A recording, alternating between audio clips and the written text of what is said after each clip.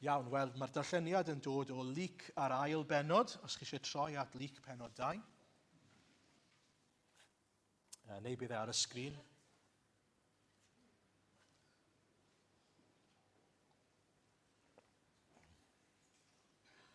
Ac i ni mynd o adnod 22 ymlaen.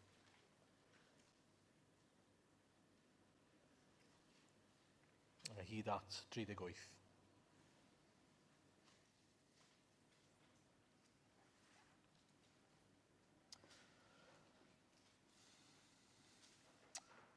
Pan ddaeth amser ei peredigaeth yn ôl cyfraith Moses, cymerodd ei rieni ef i fyny i Jerusalem i'w gyflwyno i'r arglwydd, yn unol ar hyn sydd wedi ysgrifennu yng nghyfraith yr arglwydd, pob gwryw cyntaf anedig fe'i gelwyr yn sanctaidd i'r arglwydd, ac i roi offrwm yn unol ar hyn sydd wedi ei ddweud yng nghyfraith yr arglwydd, parod i'r tirod neu ddau giw colomen. Yr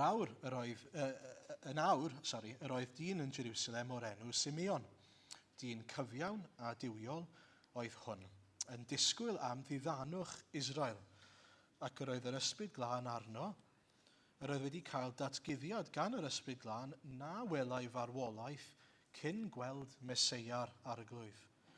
Daeth i'r deml dan arweiniad yr ysbryd, a pan ddaeth y rhieni a'r plentyn Iesu i mewn i'w wneud ynglyn ag ef yn unol ar arfer y gyfraith, cymerodd Simeon ef i'w freichiau, a bendiffiodd Dduw gan ddweud, a nawr yr wyt yn gollwng dy was yn rhif o arglwydd, mewn tangnefedd yn unol â thair, oherwydd y mae fy llygaid wedi gweld dy iachawdwriaeth, a darperais yngwydd yr holl bobloedd goleuni i fod yn ddatguddiad i'r cenhedloedd ac yn ogoniant i'th bobl Israel. Yr oedd ei dad a'i fam yn rhyfeddu at y pethau oedd yn cael ei dweud amdano. Yna bendiffiodd Simeon hwy, a dywedodd wrth fair ei fam, wele, gosodwyd hwn cwymp a chyfodiad llawer yn Israel, ac i fod yn arwydd a wrthwynebyr. A thithau, trwenir dy enau di gan gleddyf, felly y datguddir meddyliau calonau lawer. Yr oedd proffwydes hefyd, Anna, merch Phanuel o lwyth Aser, yr oedd hon yn oedrannus iawn, wedi byw 7 mlynedd gyda'i gŵr ar ôl priodi, ac wedi parhau'n weddw nes ei bod yn awr yn 24 oed, ni byddai byth yn ymadael i'r deml, ond yn addoli gan ymprydio a gweddio ddydd a nos. Ar awr honno, safodd hi gerllaw am moli Duw, a llefaru am y plentyn wrth bawb oedd yn disgwyl rhyddhad Jerusalem. Amen. Iawn, wel, dyn ni'n dechrau cyfres a yn y breiau mi fydd y cyfres yn dilyn y thema o aros. Aros. Mae'r Nadolig yn gyfnod o aros yn enwedig i rai sydd yn hoff iawn o'r Nadolig. A mae aros yn gallu edrych yn wahanol i bawb wrth gwrs, ond yn ein tŷ ni, os ych chi yn rhywun o'r enw Hannah, mae aros yn edrych chydig bach fel hyn. Chi'n deffro yn y bore, a'r peth cyntaf chi'n gwneud yw chi'n gofyn i Alexa, Alexa, how many days until Christmas? Bob bore. Yn llythrenol, bob bore. Nid yn unig hynny wrth gwrs, ond chi'n dewis gwrando ar ganeuon Nadolig trwy'r amser. Chi'n nagan eich tad. Pryd i ni'n cael mynd i ôl y decorations trwy'r amser. Chi'n gofyn i'ch tad trwy'r amser, pryd ych chi'n cael coeden Nadolig, ac yn y blaen, ac yn y blaen. Pryd mae pethau ma'n digwydd, mae'r cwestiwn yna'n cael ei ofyn, ond hefyd chi'n edrych ymlaen i'r tymor ysgol i orffen. Chi'n edrych ymlaen i gael y teulu draw, chi'n edrych ymlaen ar gyfer y dydd, chi'n edrych ymlaen i'r anrhegion, ac yn y blaen, ac yn y blaen. Mae yna gyffro yna'n dos e, a mae bron i weld y mwyaf yw'r cyffro, yr hira yw'r aros. Mae'n gwneud yn anoddach nag yw e. Chi'n trial bron prysuro yr aros. Chi'n trio wneud i'r dydd i ddod yn gloiach trwy drial cael mewn i'r cyfnod yn Nadolig yn gloiach. Ond mewn gwirionedd, mae yna 2 fath o aros i gael. I fi'n aros am y Nadolig hefyd. Ond yw'n aros i am y Nadolig ddim yn edrych fel aros Hannah o gwbl. Dwi ddim yn deffro yn y bore ac yn meddwl i fi hun sawl diwrnod sydd tan y Nadolig. A pan fi'n clywed sawl diwrnod sydd, mae e bron yn daunting, nid yn exciting. Dwi'n pasif iawn pan dwi'n edrych ymlaen at y Nadolig, pan dwi'n aros am y Nadolig. Ond mae Hannah'n actif iawn yn aros. Mae hi'n excited, mae hi yn dymuno prysuro y dydd. Mae e ar flaen I meddwl hi. Mae hi'n obsessed. Ond os dwi'n onest, dyw fy nwrnod I ddim, nid bod hwnna'n reid rhywbeth gwael, ond dyw fy nwrnod I ddim yn llawn o feddwl am ac cael yn excited am y Nadolig. Chi'n gallu gweld gobeithio y gwahaniaeth. Mae'r ddau nhw'n ni'n gorfod aros, ond mae'r aros yn edrych yn wahanol iawn. Wel, dyna y thema mewn gwirionedd a'r gwahaniaeth I ni'n gweld yn Anna a Simeon yn y ffordd maen nhw'n aros am waredwr i'w gymharu gyda pawb arall. Chi'n gweld, os o'ch chi'n iddew pryd hyn, ac os o'ch chi'n gwybod unrhyw faint o'ch Beibl, o'ch chi'n gwybod fod Duw wedi gaddo Meseia. Rhyw fath o Meseia. Ond doedd aros y bobl yna, y gweddill o'r bobl, ddim yn edrych fel aros Anna a Simeon. O gwbl. Mi oedd e ar flaen eu meddyliau a'i calonau nhw. Mi oedd e oedd e'n cymryd pob elfen o'i bywyd nhw. Oherwydd eu bod nhw'n gwybod pwysigrwydd yr addewid. Am eu bod nhw yn gwybod pa mor werthfawr oedd yr addewid. Am eu bod nhw'n gwybod dim ond I ni geisio, mi gawn ni. Chi'n gweld, pan I fi'n gaddo pethau i'r plant, os yw e'n rhywbeth significant, yn rhywbeth da, maen nhw eisiau, rhywbeth arbennig, dwi ddim yn gorfod atgoffa nhw bod fi wedi cynnig rhywbeth iddyn nhw. Maen nhw'n dod ac yn gofyn I fi, dro ar ôl tro. Dad, faint sydd nes bod fi'n cael hwn? Faint sydd â fi aros? Pryd I fi'n cael e? I ffili aros? A dyna beth ni'n mynd I weld am Anna a Simeon. Maen nhw wedi gweld addewid a maen nhw'n dal gafael yn dyn ac yn ceisio'r arglwydd amdano fe. Felly mae Anna a Simeon yn mynd I edrych ar ambell agwedd o'r aros yma sydd yn digwydd.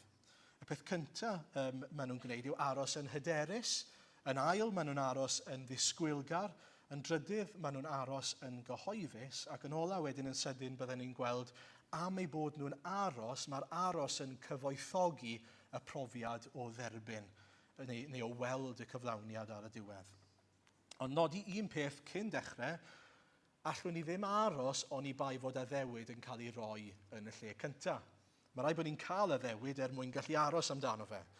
Yr rheswm maen nhw'n aros yw oherwydd fod Duw wedi gaddo gwaredwr, a mae hwnna'n rhywbeth arbennig yn ei hunan. Mae Duw wedi dweud, dwi'n mynd I gysuro fy mhobol, dwi'n mynd I ddiddanu Israel, dwi'n mynd I anfon Meseia. Mae wedi rhoi addewid iddyn nhw. A na chi addewid special, na chi addewid gwerchweol. Dwi'n mynd I roi heddwch I chi, dwi'n mynd I roi gwaredwr I chi, dwi'n mynd I roi llawnder I chi, dwi'n mynd I chachub chi. A nid yn unig rhoi unwaith, ond wedyn rhoi rhyw fath o breadcrumb trail I ni, rhyw fath o ddarnau bach o wybodaeth am y gwaredwr yna mwyn I ni allu adnabod y gwaredwr, mwyn I ni allu dal ati I ymddiried yn yr arglwydd. Mae'r Hen Testament yn llawn ohono fe, ni'n gwybod hynny nag I ni.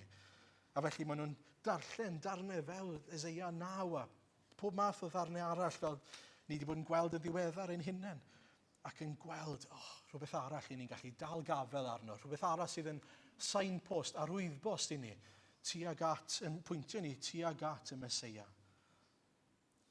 Be maen nhw'n neud yw maen nhw'n llawenhau ac yn dal gafel yn yr addewid. Mae Duw wedi rhoi addewid. Mae Duw wedi dweud, dwi'n mynd I ddelio gyda'r broblem o'r gwrthryfel yma yn eich gwlad chi, ymhlith eich pobol chi. Dwi'n mynd I roi heddwch, dwi'n mynd I roi gwaredwr sy'n mynd I faddau pechodau, sy'n mynd I atgyfodi, sy'n mynd I dirnasu'n dragwyddol. Na chi addewid. Na chi addewid I ni. Nawr y cwestiwn yw, nawr bod ni wedi cael yr addewid, sut I ni'n ymateb? Sut I ni'n ymateb i'r addewid yna? Wel, mae Anna a Simeon yn hyderu. Dyn nhw ddim yn hyderu yn yr addewid, maen nhw'n hyderu yn yr un sy'n rhoi yr addewid. Maen nhw'n hyderus yn niw ac felly maen nhw'n derbyn yr addewid ac yn dal gafael yn yr addewid. A mae hwnna'n bwysig. Mae'n bwysig bod ni'n deall sut mae hwnna'n gweithio. Oherwydd mae'r neges yn swnio'n od. Mae'r addewid yn rhyfedd. Yr addewid yw, dwi'n mynd i roi gwaredwr sydd yn mynd i roi ei einioes.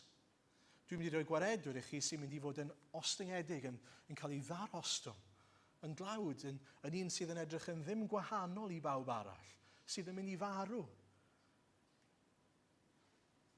Ydy mae yn dywysog, ydy mae yn arglwydd yn frenin, mae hefyd yn mynd i ddod ar ffurf hollol wahanol fel ceithwas. Mae hwnna'n amlwg. A felly, i gredu hwnna, mae hwnna'n anodd nag yw e. Os mae rhywun yn dweithio chi, dyma'r addewid fi'n rhoi, ond mae'n addewid sy'n edrych ac yn swnio'n bizar, sut ydych chi'n mynd i gredu hwnna? Wel, chi'n credu fe ar sail y person sydd yn dweud yr addewid, sydd yn rhoi'r addewid.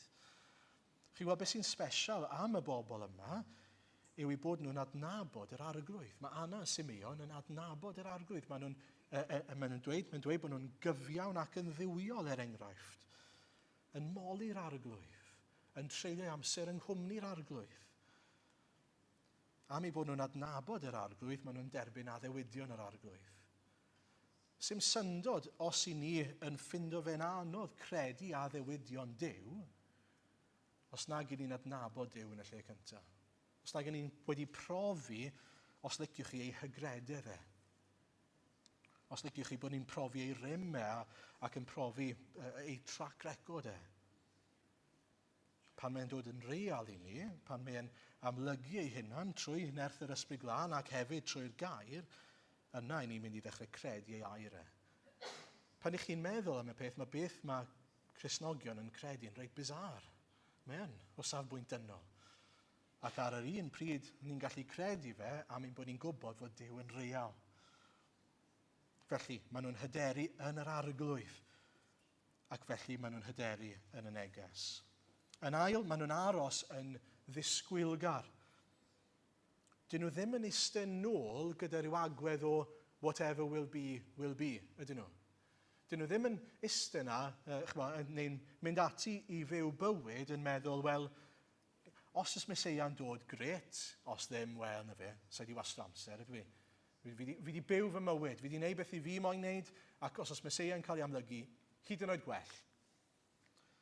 A chi'n gwybod, gallai Simeon yn enwedig fod wedi gwneud hynny.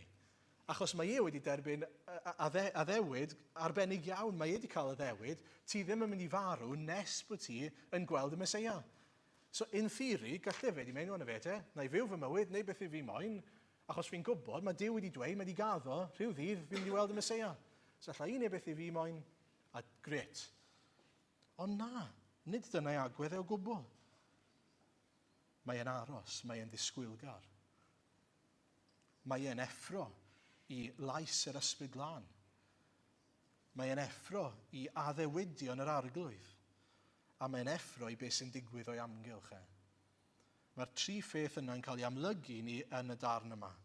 Yn gyntaf, mae'n effro i lais yr ysbryd oherwydd mae e'n mynd i'r deml. Fel arall, bydde fe ddim yn gwybod i fynd i'r deml. Mae'n mynd i'r deml drwy arweiniad yr ysbryd, felly mae'n effro i'r ysbryd. Ond yn ail wedyn, mae'n effro i'r gair. Os chi'n edrych ar eiriau Simeon, mae'r cyfan mae'n ei ddweud wedi cael ei siapio gan wirioneddau sy'n dod o'r gair. Popeth. Mae popeth mae'n dweud wedi cael ei siapio gan y gair. Diddanwch Israel yn ein pwyntio ni nôl at Eseia 40. Mae iaith e hyd yn oed pan mae'n sôn fod e wedi gweld ei iachawdwriaeth, iachawdwriaeth yr arglwydd. Mae hwnna'n iaith mae Dafydd yn defnyddio yn yr salmau trwy'r amser. Pan mae'n sôn nes ymlaen fod Iesu mynd i achosi cwymp a chyfodiad llawer, be mae hwnna'n atgoffa chi o rhywbeth ni wedi edrych ar yn ddiweddar yn Eseia penod 8 yn yr grŵp astudiaeth. Sef yn bod ni fyna, oedd e'n dweud bod Duw einau yn mynd i fod gyda ni, ond plaid ni, Duw gyda ni, Emmanuel, neu yn fagl ac yn grau crwystyr i rai eraill, yn achos syrthio neu codi. Mae rhan fwyaf o bobl yn Jerusalem pryd hyn wedi diastyru gair Duw. Ond mae e ar feddwl ac ar galon Simeon. Mae e wedi chwilio'r ysgrythurau a mae ei ddisgwyliadau fe wedi cael ei siapio gan yr ysgrythurau. Ac oherwydd y ddau beth yna, gwaith yr ysbryd a fod wedi chwilio'r gair, mae'n gallu camtri adnabod yr hyn sydd o'i flanau. Mae'n gallu adnabod yr arwyddion, y pethau sydd yn digwydd ar y pryd. Fi'n siŵr bod ni gyd yn gallu cydnabod, os bydde rhywun yn dod mewn, o'n i ddim yn meddwl bydde hyn yn gallu digwydd, ond mae yna fabi newydd anedig yma digwydd bod. Dychmygwch os bydde rhywun yn dod mewn fan hyn, pigo lan babi newydd anedig, ac yn dechrau dweud, na fe fi'n gallu marw nawr achos bod fi wedi gweld fy iachawdwriaeth. Hwna'n rhywbeth sy'n digwydd bob dydd, sa'n credu. Mae'n eitha bizar, neu gwe. Mae'n rhy mor bizar fan hyn mewn un ystyr. Sut mae'n gwybod mai dyma'r un? Mae'r ysbryd wedi arwain e'r deml, ond sut mae'n gwybod mai dyma'r un? Wel, mae rhaid fod wedi rhoi y darnau i gyd at ei gilydd. Mae fel jigsaw. Mae'n gwybod beth yw edrych mas amdano, mae'n gwybod beth yw'r arwyddion, a mae rhaid fod wedi clywed wedyn am Mair, yr wyryf yma, sydd wedi cael babi. Wedi clywed hyn mae'r bugeiliaid wedi bod trwyddo, ac am yr holl bethau yma sydd wedi bod yn digwydd ar yr adeg yma. A mae wedi rhoi popeth at ei gilydd. Mae pawb arall wedi bod yn clywed y newyddion yma, meddwl, na fe, mae Mair yn gweud celwydd. Mae hwnna'n nonsens. Mae pawb arall wedi diastyru beth sydd wedi digwydd mwy na thebyg. Dyw nhw ddim pan mae Mair yn dod mewn yn pigo'r babi lan ac yn dweud wedi gweld fy iachawdwriaeth. Mwy na thebyg pan oedd Mair yn dod mewn y deml yn y mynd. Co hi. Chi wedi clywed amdani hi? A felly iddo fe i fynd lan a pigo lan y babi a mynd, dyma fy iachawdwriaeth. Mae'n arwydd o ddau beth. Gwaith yr ysbryd glân yn ei galon a gwaith y gair. Gwaith yr ysbryd glân a gwaith y gair. A mae angen fod yr un gwaith yn digwydd yn ein calonau ni, os i ni eisiau adnabod yr arglwydd yn Feseia. Yr un gwaith. Ein bod ni'n profi yr ysbryd yn agor ein llyged ni, am bod ni'n gweld yr arwyddion o Feseia yn y gair. Fel bod ni'n gallu adnabod gwaith Crist. Ydyn ni'n attentif. Mae Simeon yn effro, sobr, fel petai, fel mae'n dweud yn y gair. Mae'r heddlu na gynnw, pan mae'r heddlu'n chwilio am rhywun, maen nhw'n rhoi disgrifiad na gynnw. We're looking for a suspect. 6 foot tall, wide build, questionable moustache. Pwy fi'n edrych ar? Mae'n amlwg. Chi'n edrych ar yr arwyddion, a mae'n unmistakable. No offence. Ond y pwynt yw, mae a mae Anna wedi edrych ar y gair. Beth yw'r disgrifiad? Pwy ni'n edrych mas am? Dyma fe. Dyma Grist. Ac oherwydd ei bod nhw'n effro i'r addewidion, maen nhw'n gallu profi melyster yr ateb, y cyflawniad. Nawn ni ddod nôl at hynny mewn munud. Ydyn ni yn effro i air Duw? Ydyn ni'n effro i beth mae Crist yn ei ddweud? Pwy mae Crist yn ei ddweud yw beth mae Crist yn dweud mae e'n i'w wneud heddi nawr, hyd yn oed, a beth fydd e'n gwneud? Nawn ni nôl at hynny hefyd. Ond nid yn unig Simeon, mae gyda chi Anna hefyd sydd yn ddisgwylgar. Os rhywbeth, byddwn ni'n gweud bod hi'n fwy disgwylgar. Oherwydd, mae'n taro fi, achos mae Anna wedi cael bywyd anodd. Mae Anna wedi colli ei gŵr ar ôl 7 mlynedd o briodas, a nawr mae hi'n hun, mae wedi byw bywyd hir anodd ar ei phen ei hunan. Ac eto, nid dyna sydd yn nodweddu pwy yw hi, o gwbl. Dyw hi ddim fel petai hi'n cael ei disgrifio fel rhyw spinster chwerw, yw hi? O gwbl. Dyw hi ddim yn grac gyda'r arglwydd am gymryd ei gŵr hi ffwrdd. Na. Dyw hi ddim fel Naomi yn dweud galwch fi'n Mara achos bod Dyw wedi bod wedi gwneud fi'n chwerw. Na. Os rhywbeth, os chi eisiau disgrifio hi, galwch fi'n cyn. Galwch fi'n eiddgar. Achos sa eisiau gadael y deml. Sa eisiau gadael cwmni'r arglwydd. Sa eisiau stopo ceisio'r arglwydd. Dyw hi methu aros, a dyw hi ddim eisiau colli mas ar yr addewid yma. Mae hi'n broffwydes sy'n golygu bod hi wedi bod yn datgan i eraill hefyd, yr gwirioneddau yma sydd yn y gair. Yr agwedd sydd gyda hi, sa eisiau gadael y lle yma, sa eisiau gadael cwmni yr arglwydd, pobl yr arglwydd, achos mae'r arglwydd wedi rhoi addewid, a fi methu aros ar ei gyfer e.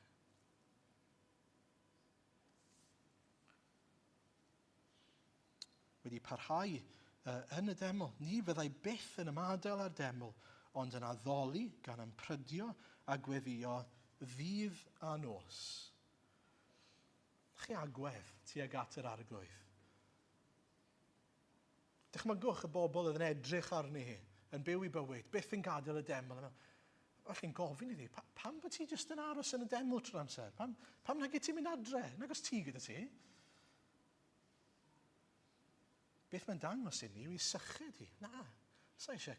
Dychmygwch os bydde hi un tro yn mynd adre, wedyn bydde hi'n colli mas ar gweld cyflawniad yr addewid yma. Mae hi'n effro, mae hi'n llawn cyffro, llawn syched am nid yn unig yr arglwydd, ond cyflawniad gair yr arglwydd. Mae hi'n ceisio'r arglwydd. Mae Duw wedi gaddo, mae hi'n ceisio. Nid jyst gweddio, ond yn prydio hefyd. Please arglwydd, tyrd. Fel wedys i, pan fi'n rhoi addewid o ryw treat i'r plant, sdim rhaid i fi atgoffa nhw, maen nhw'n dod ato fi tro ar ôl tro. Pryd i ni'n cael e, pryd i ni'n cael e, pryd i ni'n cael e. Ond ni ddim fel yna gyda'n tad nefol ni, mor aml i ni.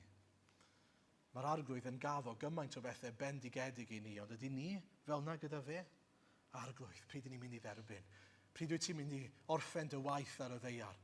Pryd wyt ti'n mynd i ddod nôl i'n hasglu fi? Arglwydd, please tyrd yn ôl. Felly, nid jyst hyderu yn Duw, ond yn ddisgwylgar am Dduw, am gwmni Duw, am fendith Duw, ond hefyd am gyflawniad addewidion Duw. Y pwynt nesaf, mae'r aros yn gyhoeddus. Un peth dyn nhw ddim yn wneud yw rhyw gredu yn dawel yn eu calonnau nhw heb fod hwnna'n effeithio ar eu ffordd o fyw nhw. Mae beth maen nhw'n credu yn newid y ffordd maen nhw'n edrych yn allanol ac yn ymddwyn yn allanol. Nag yw e? Yn amlwg iawn os ych chi'n treulio'ch holl amser yn y deml, ac yn amlwg iawn hefyd os ych chi'n mynd i'r deml ac yn dechrau pigo babis pobl lan. Dyw hwnna ddim, fel ni'n gweud, yn rhywbeth arferol. Mae'n cymryd guts i wneud rhywbeth fel yna, nag yw e? Mae'n cymryd hyder, mae'n cymryd sicrwydd i wneud rhywbeth fel yna. Ac eto, mae'r cred yna, mae'r sicrwydd yna trwy ffydd yn achosi gwaith allanol yn eu bywydau nhw. Bydde pobl eraill fi'n siŵr yn meddwl i bod nhw'n bizar. Ond, sdim ots. Maen nhw'n gwybod fod addewid yr arglwydd yn sefyll. Maen nhw'n gwybod fod y Meseia yn mynd i ddod. Mae Simeon yn gwybod fod e'n mynd i dderbyn beth mae wedi cael ei addo. Ac i ni pan mae pobl yn edrych arno ni, mi ddyle pobl edrych arno ni a gweld fod ein cred mewnol ni yn cael effaith allanol arno ni, ar ein bywydau ni. Oherwydd i ni'n byw bywyd ar sail addewidion Duw. Nid addewid fod y Meseia'n mynd i ddod, ond fod y Meseia wedi dod, wedi'n achub ni, a fod y Meseia mynd i ddod yn ôl. I ni'n byw bywyd yn disgwyl addewid. Yn disgwyl barn Duw, neu derbyniad yr arglwydd. Nawr, wrth i ni aros, mae hwnna'n mynd i greu newid yno ni. Os i ni'n aros yn ddisgwylgar ac yn hyderus. Os i ni'n excited fod Crist yn mynd i ddod yn ôl, i ni'n mynd i fod yn ei geisio fe. I ni'n mynd i fod ymhlith ei bobl ei deml i ni'n mynd i fod yn ceisio'r arglwydd mewn gweddi, hyd yn oed mewn ymbryd, arglwydd tyrd. Arglwydd adeiladed y deyrnas, arglwydd gorffen dy waith yno fi, yno ni, yn dy bobl di, cynnal ni. A dyle hynny achosi fod pobl eraill yn edrych arno ni a meddwl ein bod ni'n bizar. Nag yw e'n bizar fod nhw'n byw fel petai na rhywbeth arall i ddod. Nid fel petai hyn nawr yw y cyfan sydd. Dyle fod ein bywydau ni'n wahanol am ein bod ni'n buddsoddi yn y byd nesaf, nid yn y byd yma. Ac felly i ni ddim yn ymrwymo yn y pethau daearol, i ni'n ymrwymo ac yn buddsoddi fel bod stor o drysorau nefolaidd gyda ni, nid rhai daearol. A'n gweddi ni felly wrth i ni addoli'r arglwydd yn gyhoeddus, wrth i ni ymrwymo i Grist a'i eglwys yn gyhoeddus, a bydd pobl yn edrych arno ni'n mynd, pam o'ch chi'n gwneud pethau mor od? Pam nag ych chi'n buddsoddi yn eich hunan? Pam nag ych chi'n buddsoddi yn eich teyrnasau daearol chi? Sut ych chi'n gallu bod mor hael gyda pethau daearol? Sut ych chi'n gallu bod yn bobl sydd ddim eisiau adeiladu rhyw deyrnas bach a rhyw statws bach i chi'ch hunan ar y ddaear? Wel, oherwydd mae nid dyma ein cartre ni. Nid dyma beth yw bywyd i ni. I ni'n teithio, i ni'n pilgrims yn gweithio tuag at yn efoedd ein cartre ni. A dyna lle ni'n excited i fod, dyna lle ni'n edrych ymlaen i. A nawr i ni eisiau bod yng nghwmni'r arglwydd, yn agos at yr arglwydd, yn ceisio'r arglwydd gyda phobl yr arglwydd, fel anna, achos bod ni ddim eisiau colli mas pan fydd yr arglwydd yn dod yn ôl. I ni ddim eisiau pan mae'n dod yn ôl, bod ni ddim yn barod. Tybed, a yw'n bywydau ni yn adlewyrchu i eraill y ffaith fod Iesu'n dod yn ôl? Be dwi'n golygu gan hynny yw, ydy ein efengylu ni yn adlewyrchu y ffaith fod Iesu'n dod yn ôl? Nid ein efengylu ni yn adlewyrchu'r ffaith fod na gynnig ar gael, take it or leave it, ond lan i ti o'n sim ots. Ydy ni'n dangos yr urgency? Ydy ni'n dangos y difrifoldeb? Nid yn unig mae Crist wedi dod i farw dros ac i fod yn arglwydd dros bobl, ond maen nhw angen deall, os nag yw nhw'n troi, mae barn o'i blaenau nhw. Tragwyddoldeb o farn. A'r cynnig yw cael tragwyddoldeb gyda Christ mewn paradwys.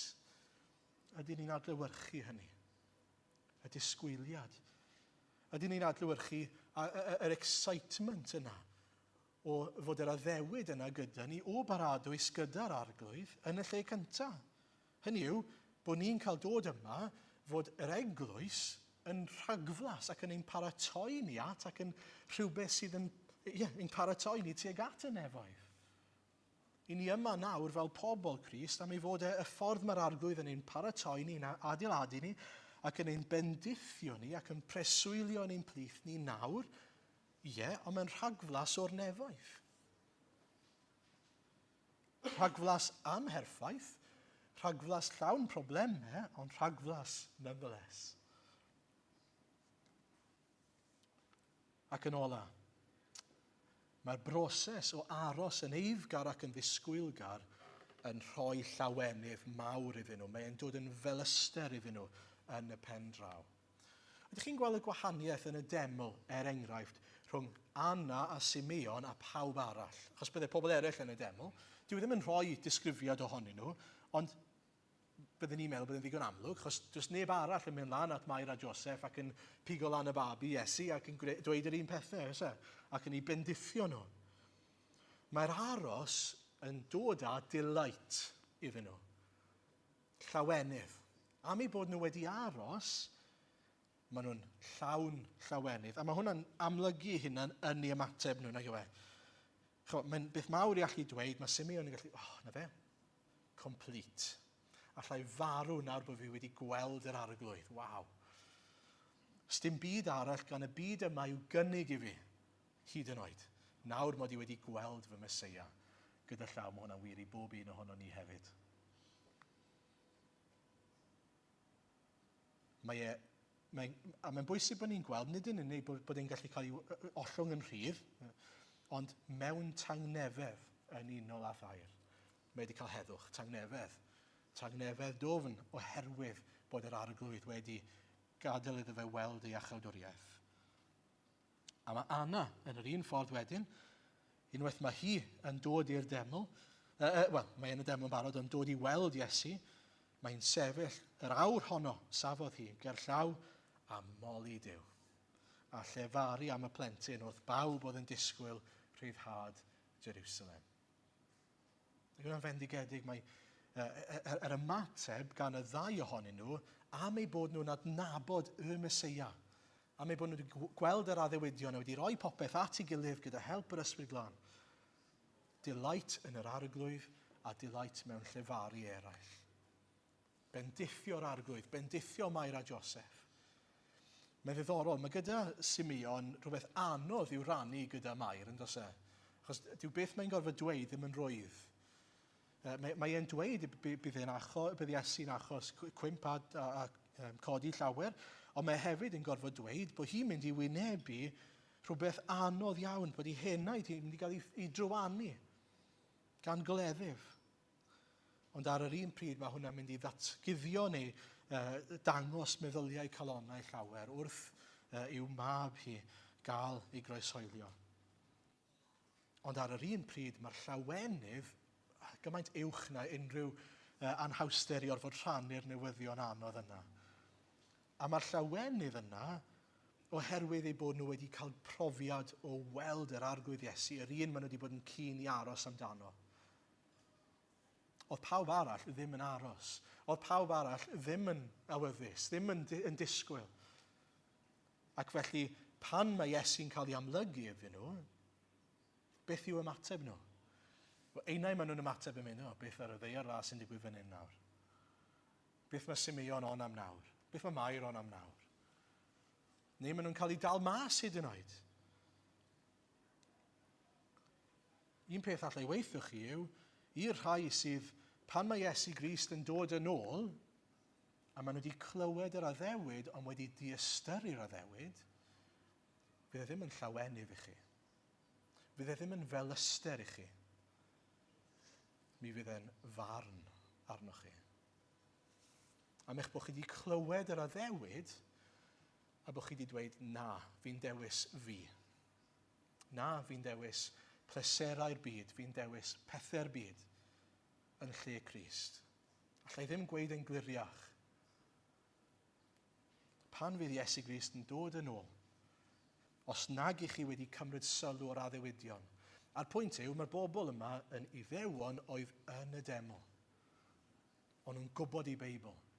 Ond nhw'n gwybod pa Feseiad wedi cael ei addo, ond nhw wedi anwybyddu fe.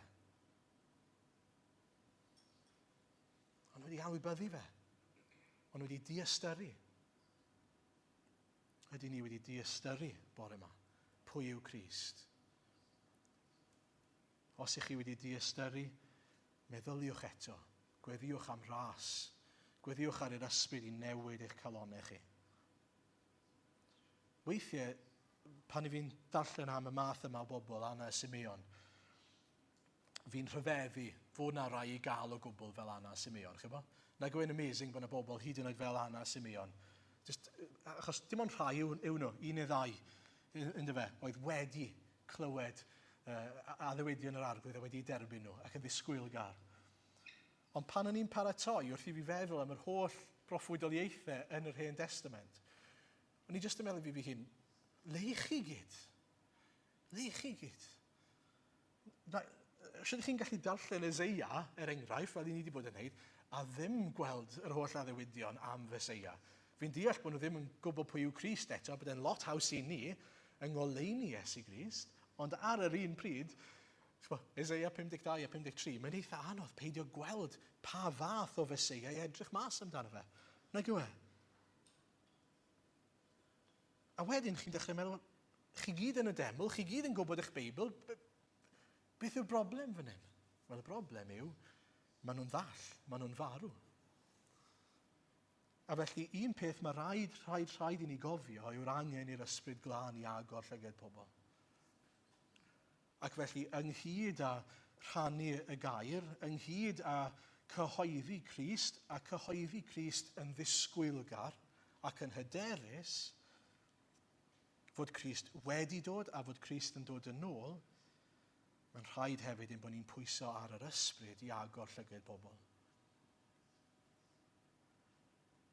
Yr allwedd i fod Simeon wedi gallu dod yn enwedig yw yn adnod 25 ymlaen. Chi'n sylwi, mae'n dweud bod e'n aros yn ein disgwyl am ddiddanwch Israel ac yr oedd yr ysbryd glân arno. Yr oedd wedi cael datguddiad gan yr ysbryd glân na welai farwolaeth cyn gweld Meseia'r arglwydd. Daeth i'r deml dan arweiniad yr ysbryd. Tair gwaith yr ysbryd glân arno a ddewyd gan yr ysbryd glân yn arwain. Pwysigrwydd gweld grym yr ysbryd ar waith, felly mae eisiau gweddio. Felly, llawenhewch yn eich iachawdwriaeth. Os ych chi yma bore yma a chi wedi dod i adnabod y Meseia Iesu Grist yn arglwydd ac yn waredwr, mae hwnna'n wyrth trwy nerth yr ysbryd glân, llawenhewch. Llawenhewch yn yr iachawdwriaeth mae'r arglwydd wedi ei ddarparu eich mwyn chi. Molwch ddew am y Meseia fel mae Anna'n gwneud, a nid just moli. Dwi ddim just yn moli'r arglwydd yn y deml, yw hi. Safodd hi gerllaw a moli Duw adnod 38 a llefaru am y plentyn wrth bawb oedd yn disgwyl rhyddhad Jerusalem. Mewn geiriau eraill, nawr fod hi'n gweld pwy yw'r ateb, pwy yw Iesu'r Meseia, ei job hi, mae hi'n gweld yw, edrychwch, chi'n gwybod yr addewid na ni wedi cael gan Dduw, dyma fe. Yn yr un ffordd, ein gwaith ni nawr yw dweud, edrychwch, chi'n gweld y llanas ni ynddo fe nawr, dyma'r ateb.